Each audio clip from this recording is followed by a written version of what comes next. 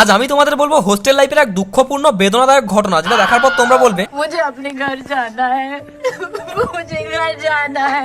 চলো তাহলে তোমাদের শুরু থেকে বলি। দেখো, আজ সকালে আমি যখন হোস্টেলে শুয়ে বসে মুভি দেখছিলাম, তখন হঠাৎ মনে পড়ে আমার জামা কাপড়গুলোকেও আমার মনের মতো পরিষ্কার করতে হবে, কারণ বাড়ি থেকে আসার অনেক দিন হলো। তারপর আর কি, যেই ভাবনা সেই কাজ, লেগে পড়লাম আসল কাজে। আর এই হোস্টেলে জামা কাপড় ধোয়ার কষ্টটা যারা হোস্টেল লাইফ কাটিয়ে এসছে বা কাটাচ্ছে, তাদেরকে এবার জিজ্ঞেস করতে পারো।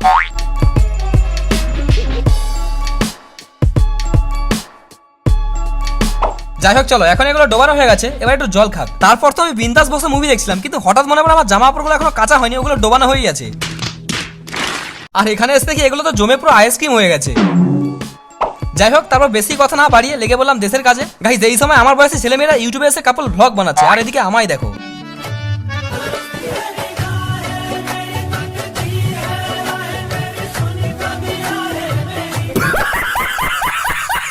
আজকের মতো বাই।